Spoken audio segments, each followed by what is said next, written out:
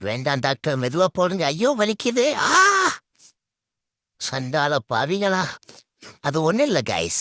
எனக்கு கொஞ்சம் ஃபீவரிஷா இருந்துச்சு. நான் ரொம்ப டயர்டா படுத்து தூங்கிட்டு இருந்தேன். எங்க அப்பா தான் என்னைய எழுப்பி, ரொம்ப டயர்டா இருக்கா, ஓ ஹாஸ்பிட்டல் போலான்ட்டு என்னைய கூட்டிட்டு போயிட்டாரு. பைக்கை பார்த்ததும் கொஞ்சம் ஹாப்பி ஆயிட்டேன். சரி, சந்தோஷத்துல ஏறி உட்காந்துட்டு, டேடி ஐஸ்கிரீம் வாங்கி தந்தா நான் கண்டிப்பா ஊசி போட்டுக்கிறேன் அப்படின்னு சொல்லிட்டு உட்காந்துட்டேன். எங்க டேடி ஐஸ்கிரீம் வாங்கித்தாவேன், மாம்பழம் வாங்கித்தாவேன்னு சொல்லி என்னை ஏமாத்தி கூட்டிட்டு போயிட்டார். சரி, போத வழியெல்லாம் நல்லா வேடிக்கை பார்த்தேன் கைஸ். பார்க்க செம்ம ஜாலியா ஃபன்னா இருந்துச்சு.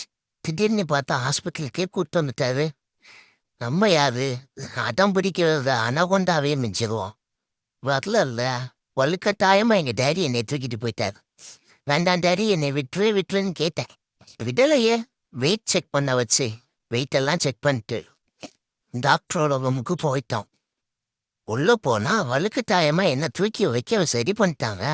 என்ன தேம்பாது ஓட்டம் விடலையே. இந்த வாட்டி எங்க மம்மி என்ன தூக்கிட்டாங்க. வேண்டாம் வேண்டான்னு சொல்ல கேட்கவே இல்லை.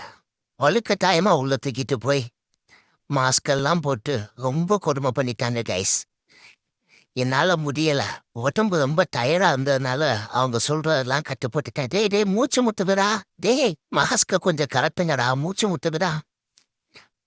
ஓகே அங்கிள், இப்போ ஓகே, நல்லா இருக்கு, பெட்டர். கைஸ் ரொம்ப கொடுமை பண்றாங்க கைஸ். முதல் 2 ஊசி வலி தெரியல கைஸ், அழகா போட்டாங்க. எனக்கு எதுவுமே தெரியல. கடைசியா ஒரு ஊசி போட்டாங்க கைஸ். என்னால முடியல. வலிக்குதுன்னு சொல்ல கேட்காம ஊசிய போட்டு என்னைய கொடுமை பண்றாங்க கைஸ். நீங்க தான் இதுக்கு ஒரு நியாயத்தை வாங்கி தரணும் கைஸ். இந்த வீடியோ பிடிச்சிருந்தா மறக்காம கொஞ்சம் சப்ஸ்கிரைப் பண்ணி சப்போர்ட் பண்ணுங்க.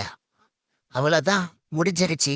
வீட்டுக்கு கிளம்பும் போது எங்க டேடி எனக்கு ஐஸ்கிரீம் வாங்கி கொடுத்தாங்க. நல்லா சாப்பிட்டுட்டு என்ஜாய் பண்ணிட்டே போனேன். லைக் பண்ணி சப்ஸ்கிரைப் பண்ணுங்க.